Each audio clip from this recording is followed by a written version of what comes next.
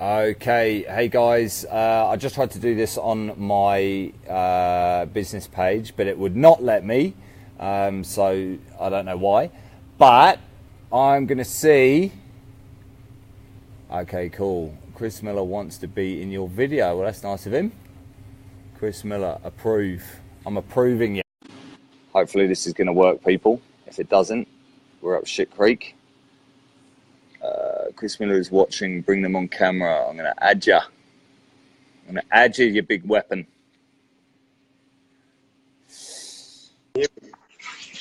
I can see ya. You can see me. We've done it. Somehow we've worked it out. Hey, can you rotate your camera? Yeah. Let me try this. Oh, Jesus, what was that? No, I don't know. It's gone the other way. Okay, how's that now?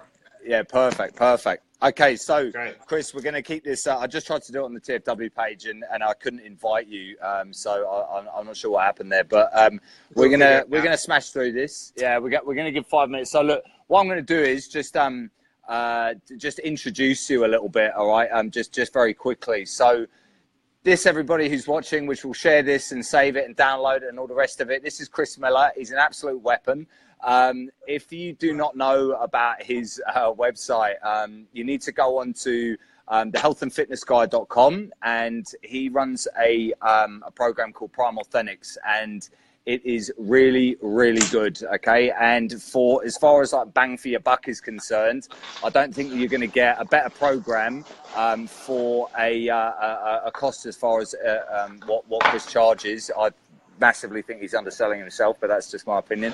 But anyway, let's not go down that road right now. So Chris has got a BA in applied health science, graduate diploma in Chinese medicine. You do acupuncture as well, right? Yeah. Have been a registered Chinese medicine practitioner for the last 14 years. Awesome. Okay, and he's got some history degrees as well, BA in history, honours degree in history. More certifications than most of us can probably even dream of having, and done a lot of personal development. He's trained the Wallabies, Queensland Reds, and multiple different Olympic athletes, guys. So if you're watching this, listen to what Chris is about to talk about. We're going to spend 5 minutes, and we're going to talk about fasting. And I've got some questions for you, Chris, as far as fasting is concerned. So let's get stuck in, man. Okay, so number one, what is fasting?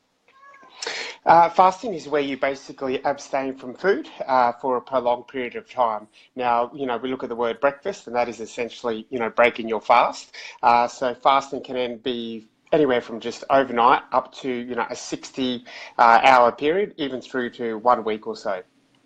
Wow. Okay, that's intense. And I suppose the next question would be, why would you fast? Why would a person do that? Look, probably the first thing is your mitochondria. So the actual energy cells within your body, the base building blocks of your body, apart from DNA, they're going to thank you. Fasting does things like it increases your mitochondria efficiency. So your energy cells in your body that produce your energy, they get more efficient at producing energy. It actually creates something called mitochondria biogenesis, which is the creation of new mitochondria. So you get more little mini nuclear power stations in your body. From an evolutionary perspective, it's something that we were almost designed to do. Go through extensive periods of eating in the summer and spring, and then go through periods of reduced calories during, say, an extended winter. One of the other really important things that it does is it increases your insulin sensitivity. So if you look at how much we eat and how often we eat, again, from an evolutionary point of view, we're not designed to do that. That constant supply of calories creates all sorts of issues that go on to the track to lead to things like diabetes, neurodegenerative diseases, which then takes me into the next point. Fasting and in particular, ketosis, and they're very much linked, creates something called autophagy. And that's where your cells, instead of turning over, creating new cells, it actually enables your cells to repair any mutations and any damages they have. So it's an incredibly effective way of just cleaning up your body. And it does this in the brain very, very well. So for your cognitive performance and from your neurophysiological point of view, it is fantastic at just tidying up your house. Awesome. So I suppose like there's a lot of sort of press, and there's been massive amounts of press about fasting and intermittent fasting and all this sort of stuff. And I suppose, like, you know, a lot of people don't realize the health benefits, like what you were just saying, because for a lot of people that would just fly over their head. But in basic sort of layman terminology, it's gonna fix your brain. You're gonna be less likely to get type 2 diabetes. You're gonna get less likely to get Alzheimer's. Is that correct? Yeah, Like and that? there is Yeah. evidence. There is evidence starting to emerge that they are safe. Estimations that we can take away from recurrent or use of fasting often. That it does repair neurotissue. So it does repair damage in your brain, and it does repair other elements of your physiology that are going to give you better health and greater health span. So you can break your lifespan down into two areas. One is health span, so how long you're going to live in a healthy, active, healthy lifestyle, and then a disease span, so how long you're going to enter into a phase of unwellness and disease.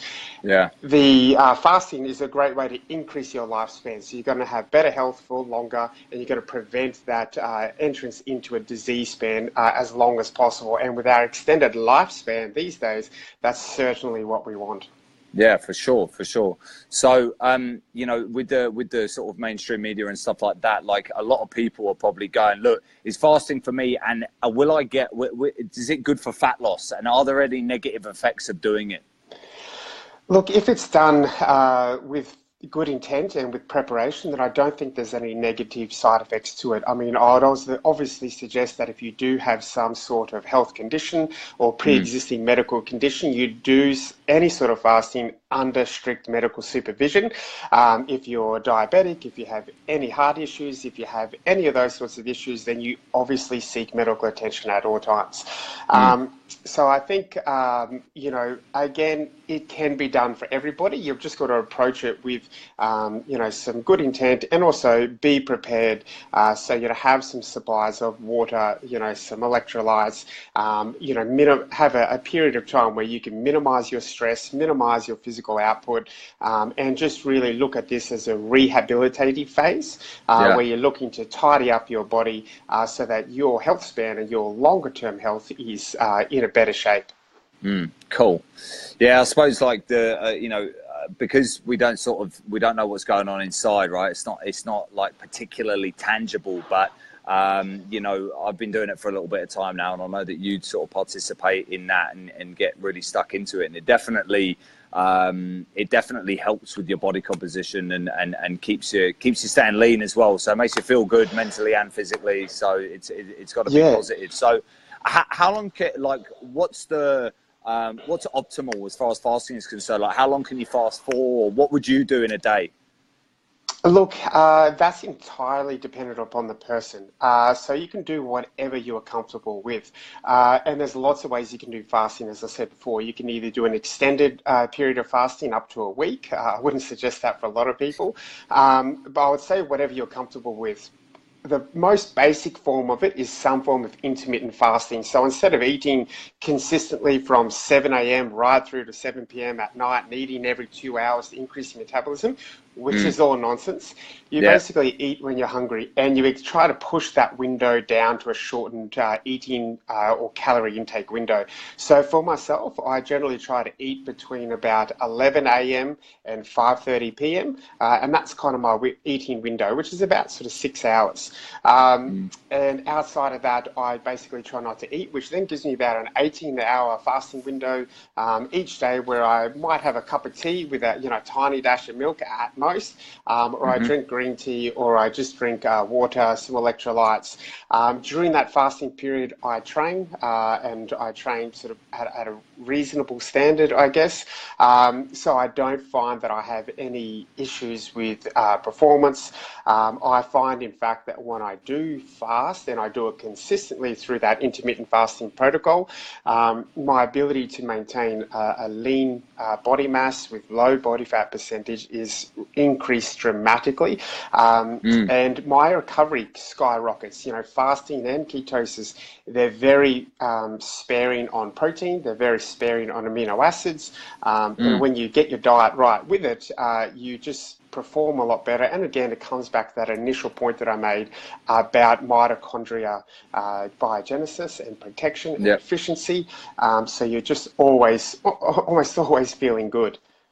Yeah, awesome. So we're going to cut this off in a second, but Sure. The next question. So isn't breakfast, like, I can hear sort of people saying, like, you know, when you're skipping breakfast and stuff, isn't that the most important meal of the day?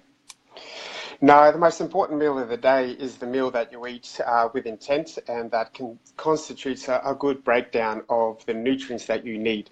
For myself, that's, you know, anywhere after 11 o'clock. Sometimes, I mean, today I haven't eaten yet, so I'll hopefully eat at some point in the next few hours, or I might just wait till dinner. But your first meal doesn't have to be at breakfast. And in fact, if you just spend the morning hydrating and not stressing over food, then it's going to be a lot better for your body. You do not slow your metabolism down by skipping breakfast. You do not set yourself up for failure in weight loss and performance by skipping breakfast. You just eat when your body is prepared to eat. So if you're hungry, I always get people to stop, take 3 to 10 big deep breaths, have a glass of water, and ask themselves, are they hungry, or are they just focusing on the habit of eating? If you're hungry, eat, and eat well with intent, with a good, thoughtful mindfulness program. If you're not hungry and it's just a habit, try to override that habit, create a new one of eating when you're hungry, and you'll find it's just not as much as you actually need to eat. Boom. All right, that's awesome, man. So that'll be it. That's our 5 minutes. Okay, I say 5 minutes. I think that was a little bit longer, but that's all right. So, guys, just to recap, jump on to thehealthandfitnessguy.com and .com.au. Now, obviously, Chris hasn't eaten for quite a while yet, so maybe just get on there and sign up so the poor bugger can eat, yeah? But look, tomorrow we're going to catch up same time, and we're going to talk a little bit about movement, guys. So, Chris, thank you very much for jumping on board with us, mate, and we'll talk to you tomorrow. No worries, and thanks everyone for watching. And yeah, as I'm really excited to be doing these 5-minute chats almost every day from here on out. Yeah, man. All good. Thanks, brother. See you soon. See you, mate.